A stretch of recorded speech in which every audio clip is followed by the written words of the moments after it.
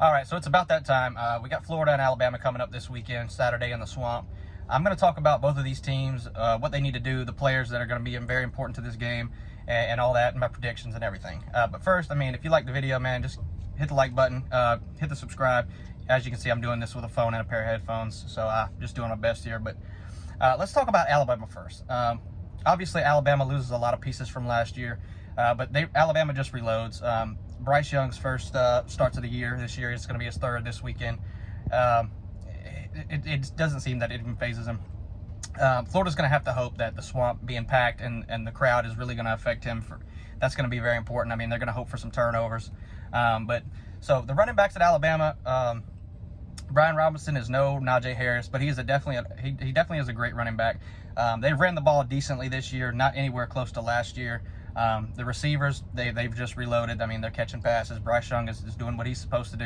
He threw for 350 yards in his first game against Miami. With that being said, Alabama's defensive front is absolutely elite. The linebacker core is probably the best in the country, and the safeties are getting there. They're a little bit younger. But Alabama's defense is amazing this year, much better than last year. Now, let's look at the Mercer and the Miami game from Alabama. You look at the Miami win and you're thinking, wow, they just blew the brakes off Miami. And then Miami almost loses to App State. So you wonder how much weight that holds. And then they beat Mercer 48-14 more than they beat Miami, just barely. So that kind of does hold some weight. We'll see really if it matters. But that's just something to look at with that. Alabama's a well-oiled machine. So we're going to have to hope for mistakes, errors, Bryce Young having a bad game or a bad day, the defense getting exposed by Florida if Florida wants any chance to win. So now, let's talk about Florida. Emory Jones and Anthony Richardson are both going to have to play at their full potential if they want a chance to win. Anthony Richardson has that hamstring, the hamstring problem he has. Hopefully he's just got little cramps. He's able to play. If he's not able to play, Emory Jones having to do this whole game himself, it could get very ugly, honestly. It really could. Florida's offensive line has looked a lot better this year. The run game is better, which it has not been in years past. It seems like the guys are actually starting to gel a little bit. But like I said, Emory Jones has thrown 4 interceptions in 2 games against 2 FBS teams. So that's not good. You can't do that against Alabama. But the offensive line is giving Emory Jones a lot of time to look out, make his reads and make passes. He's just not really doing it. He kind of just stands there and waits, and then he can't even take off running. He just dumps it to the running back right there, and then you get 4 yards. That can't happen. Emory Jones is going to have to run the ball. We're going to see if Dan Mullen wants him to throw after what we've seen. I don't know. But like I said, we're going to need both quarterbacks. Anthony Richardson is an absolute animal, and he's going to have to be healthy, and he's going to have to play well against Alabama to win this game. Now, Florida's defense, the defensive front is really good. It's honestly surprising after last year how a historically bad defense. The defensive front is very improved. The linebacker core is decent, not as well as we would have hoped. And then the safeties are kind of young. The defensive backs are young. Now we do have Kyer Elam out there, probably top 3 defensive back in the SEC. So you're going to need him there. But with that being said, a lot of things are going to have to go Florida's way. Like I said, the crowd noise, you're going to have to hope that it affects Bryce Young. And if it doesn't, it's going to get ugly.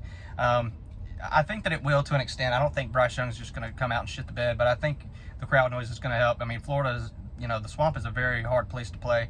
It's one of probably the top 5 in the country, in my opinion. But so with all this being said, Emory Jones is just going to have to play well, and if Anthony Richardson isn't healthy, it's not going to be easy to even compete or even cover points against Alabama. All you can do is really hope for that you don't get blown out, and that maybe Bryce Young makes some mistakes, you get a few turnovers, and then you have a ball game. So we're going to see what happens.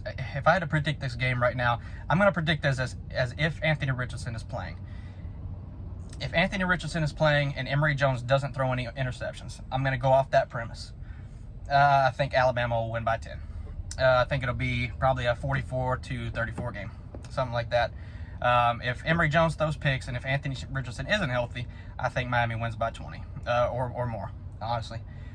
So you know, we'll see what happens, and this is going to be a great game. We've been looking forward to this all year. You know, Florida fans, ever since the Oklahoma game ended last year, this has been marked on the list. I mean, you know, we only get this so often, and, you know, could we see Florida and Alabama rematch in the SEC championship? I don't know. You know, Georgia looks like a powerhouse this year, so it's really tough to say now. But this is, like Dan Mullen said this week in an interview, he said this is going to be a good measuring stick for Florida. You know, that's very true, but if you're looking at it as a measuring stick, it doesn't really sound like you're prepared to win this game too much, in my opinion.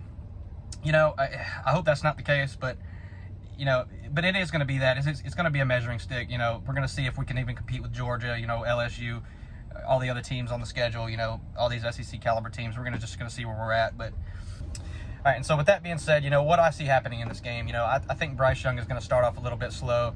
I think he'll find his footing against the young Florida secondary.